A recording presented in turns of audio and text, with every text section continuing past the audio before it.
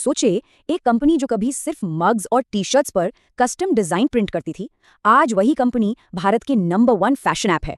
चलिए मंत्रा के जबरदस्त सफर को थोड़ा और करीब से समझते हैं। तो सवाल ही यही उठता है ना कि आखिर एक ऐसी दुकान जो कस्टमाइज्ड मग और टी शर्ट बेचती थी, वो भारत का सबसे बड़ा फैशन डेस्टिनेशन बन कैसे गई। ये कोई सीधी सादी कहानी नहीं है, इसमें कई बड़े मोड़ और बहुत ही साहसी फैसले हैं। जरा इस बदलाव को देखिए, एक तरफ एक कस्टमाइज्ड गिफ्ट स्टोर और दूसरी तरफ इंडिया का नंबर 1 फैशन ऐप। मतलब जमीन आसमान का फर्क। और ये सिर्फ नाम का बदलाव नहीं था, पूरा का पूरा बिजनेस मॉडल ही पलट गया था। तो आखिर ये सफर शुरू कैसे हुआ, चलिए पता लगाते हैं। और यहीं आता है कहानी का पहला बड़ा ट्विस्ट, वो पल जब मंत्रा ने गिफ्ट्स को अलविदा कहा और कपड़ों की दुनिया में यानी गारमेंट्स में अपना पहला कदम रखा।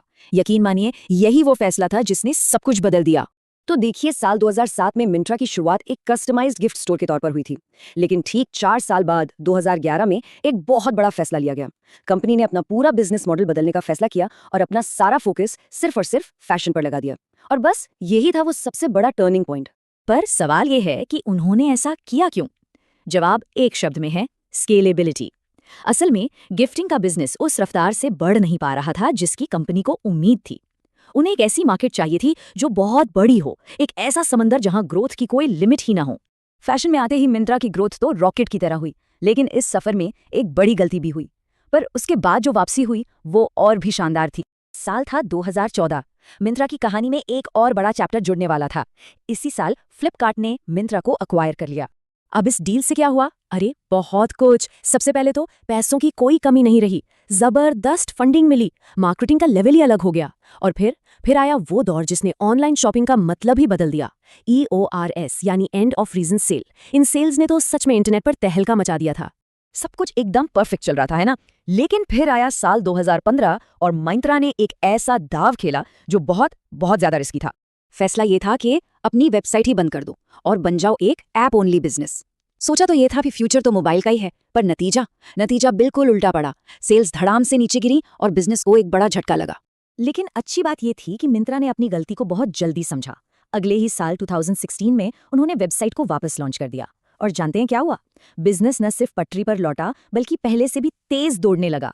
तो ये तो थी उनकी वापसी की कहानी। अब बात करते हैं उस सीक्रेट सॉस की जो मंत्रा को आज भी सबसे आगे रखता है, और वो है उनकी डिजिटल मार्केटिंग की जबरदस्त स्ट्रैटेजी।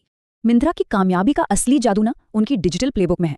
देखिए वो क्या क्या करते हैं। इंस्टाग्राम क्रिएटर्स के साथ पार्टनरशिप, गूगल और मेटा पर टारगेटेड एड्स, जो लोग कार्ट में सामान डालकर भूल जाते हैं उनको वापस याद दिलाना, जिसे रीटारगेटिंग कहते हैं। फिर AI का इस्तेमाल करके सबको अलग अलग सुझाव देना, और हाँ, EORS जैसी बड़ी सेल्स के लिए एक जबरदस्त माहौल बनाना। इतना ही नहीं, मिंत्रा स्टूडियो पर कंटेंट बनाकर भी वो लोगों को अपने साथ जोड़े रखते हैं। मतलब हर तरफ से कमाल का काम। और इन सब चीजों के पीछे ना सिर्फ एक ही मकसद है, वो ये कि जब भी कोई मिंत्रा ऐप खोले तो उसे लगे कि ये ऐप सिर्फ और सिर्फ उसी के लिए बना है, एक बिल्कुल पर्सनलाइज्ड शॉपिंग एक्सपीरियंस। तो भाई, मिंत्रा की इस कमाल की कहानी से सीखने को क्या मिलता है? चलिए इसके कुछ सबसे बड़े लेसन्स को समझते हैं। देखिए, 3 सबसे जरूरी बातें हैं। नंबर 1, पिवट फास्ट, यानी अगर कुछ काम नहीं कर रहा तो उसे बदलने से बिल्कुल मत डरो। नंबर 2, लर्न फ्रॉम फेलियर, अपनी गलतियों को मानो, उनसे सीखो और जल्दी से रास्ता बदलो। और नंबर 3, जो कि शायद सबसे जरूरी है, marketing plus data equals growth. मतलब स्मार्ट प्रमोशन और यूजर डेटा को मिला दो तो ग्रोथ पक्की है। मिंत्रा ने तो गिफ्ट से फैशन का पिवट मास्टर कर लिया, पर अब सवाल ये उठता है कि रिटेल की दुनिया का अगला बड़ा पिवट, अगला बड़ा बदलाव क्या होने वाला है? ये सोचने वाली बात है ना?